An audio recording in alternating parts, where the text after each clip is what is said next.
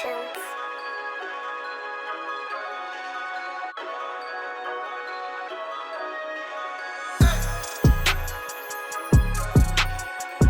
Perhaps it's a little easier to take a piece of music than it is to learn how to play a guitar or something. True, just like it's probably easier to snap a picture with that camera than it is to actually paint a picture. But what the photographer is to the painter is what the modern producer and DJ and computer musician is to the instrumentalist.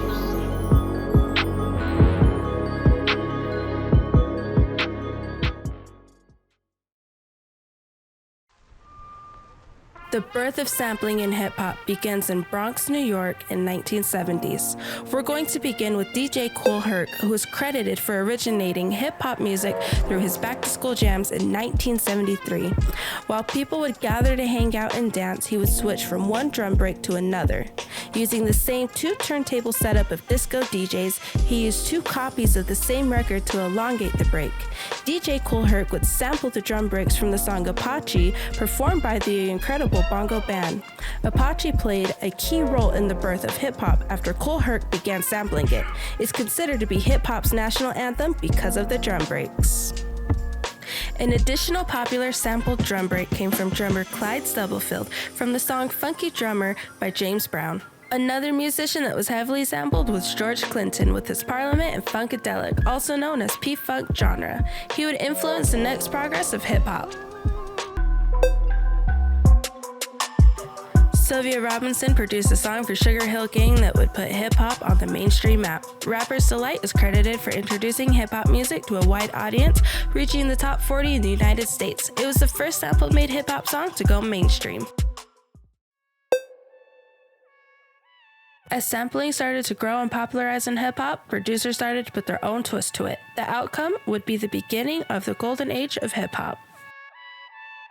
Dr. Dre is a great example. He co-produced Straight Outta Compton for NWA. That album would set hip-hop on fire, and that was only the beginning for Dr. Dre.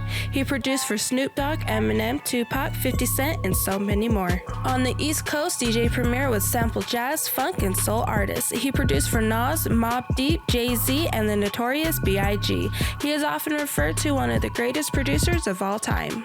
On the underground, Jay Dilla is king. He produced for A Tribe Called Quest, Common, De La Soul, and The Pharcyde. He would go on to produce his album Donuts from his hospital bed, where he ultimately passed away.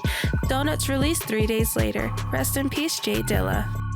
DJ Shadow is a prominent figure in the development of instrumental hip-hop. Not only does his personal vinyl collection consist of 60,000 records, in 1996 he released Introducing, the first album composed almost entirely of sampled content.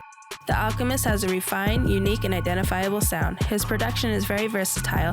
He can produce different styles while maintaining his sound. He has produced for Nas, Rick Ross, Mac Miller, and Jadakiss. His production is timeless. Before Kanye West was Kanye, he was one of the most sought-after producers from Chicago. His high-pitched sample technique and drum programming pushed him to become one of the best. His production credits include Talib Kweli, Jay-Z, and himself. He's not shy to admit that he kept the best beats for himself.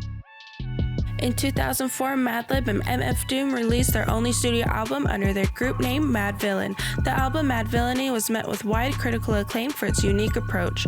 While it achieved moderate commercial success, it became an underground masterpiece. Madvillainy sits at number 365 on Rolling Stone's 500 Greatest Albums of All Time. Boy Wonder is a Toronto record producer that has put Canada on his back with his production. His catchy sampled beat on Best I Ever Had took Drake from underground to mainstream. He served as the executive producer for Drake's If You're Reading This, It's Too Late. Noah Shabib 40 is the production machine behind Drake. Make no mistake, without 40, we wouldn't have the dark, atmospheric underwater sound that Drake is known for. He mixes samples with brooding synths and muffled drums and applies a layer of atmospheric treatment to get his signature sound. He has shaped the landscape of hip-hop moving forward. Atlanta's Metro Boomin has given hip-hop some of the new sound trends. He mixes samples with trap drums and heavy 808s. His production is all over Future's catalog, as well as Travis Scott and the Migos, to name a few. Puerto Rico star producer Tiny has produced for many stars like Daddy Yankee, Bad Bunny, and J Balvin, but it was his cross-blending of trap drums and a sample from 1966 that gave him and Cardi B the mega hit I Like It in 2018, driving hip-hop into a new direction and popularizing Latin trap.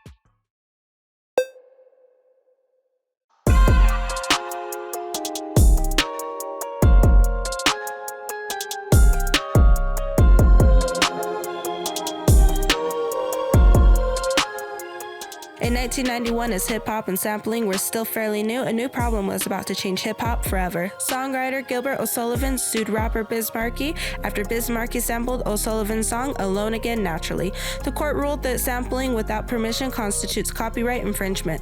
The judgment changed the hip-hop music industry, requiring that any future music sampling be approved by the original copyright owners. In 2013, Pharrell Williams and Robin Thicke released a song, Blurred Lines, which was inspired by Marvin Gaye's Gotta Give It Up. Blurred Lines was a smash hit.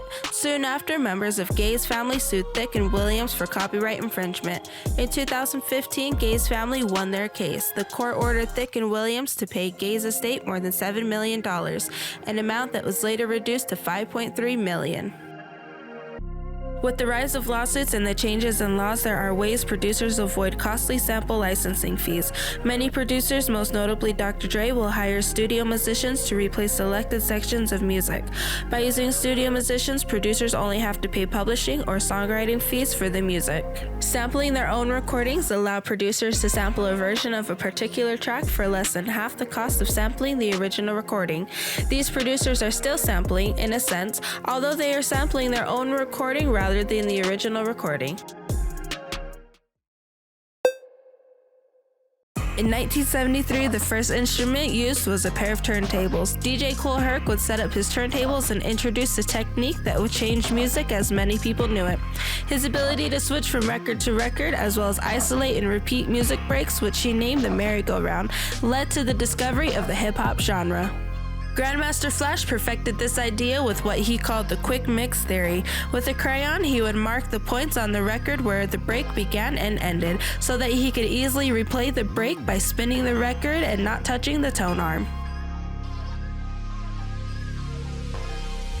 As hip-hop evolved more, DJs started experimenting. With that came a lot of records, therefore DJs started crate digging. Crate digging is a term used by DJs and collectors to refer to the act of checking record stores, flea markets, or thrift shops for second-hand vinyls. It can be boring and it requires a lot of time listening to records just to find something you can sample or sometimes nothing at all. Nevertheless, crate digging is still popular amongst today's producers. The SP1200 sampler is strongly associated with hip-hop's golden age, as well as Dr. Dre's go-to instrument. Its 4 memory banks enabled users to combine multiple sample loops. This gave users the freedom to produce the bulk of a song within one piece of portable gear. A first for the industry's reducing studio costs and increasing creative control for hip-hop's artists. By the early 90s, nearly every hip-hop producer had adopted this technique as industry standard. The MPC's ability to create percussion from any sound turned sampling into a new art form and allowed for new styles of music. Its affordability and accessibility had a democratizing effect. Musicians could create tracks on a single machine without a studio or music theory knowledge, and it was inviting to musicians who did not play traditional instruments or had no music education. DJ Shadow created Introducing solely on the MPC 60. The MPC had a major influence on the development of hip-hop music, allowing musicians and producers to create elaborate tracks without a studio and opening the way for new sampling techniques. J Dilla was one of the best producers to ever use an MPC 3000. After his death in 2014, his MPC was preserved in the Smithsonian National Museum of African American History and Culture. To this day, his sampling and chopping techniques are some of the most searched on YouTube. The MPC 2000 XL made it even easier to sample and make beats. With its auto-chopping feature and portability, producers could take it anywhere. Kanye West composed some of his songs for the College Dropout album with this MPC, as well as performed in the 2010 VMA Awards using the MPC 2000 XL.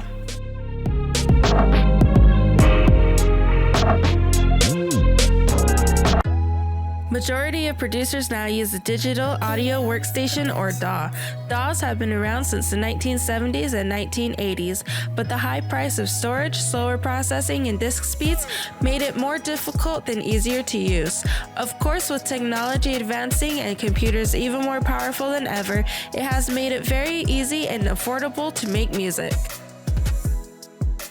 Ableton Live, Pro Tools, and FL Studios are some of the most popular DAWs worldwide. With that, more producers are able to sample. Companies like TrackLib, Splice, LoopCloud, and Arcade have made it easier for producers to use royalty-free samples for their music without having to worry about copyright infringement lawsuits.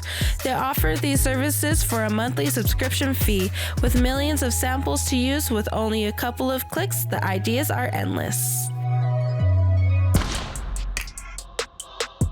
From turntables to DAWs, sampling in hip-hop has come a long way. With technology advancing, sampling continues to evolve. It's no surprise that sampling has already dipped its toes into AI.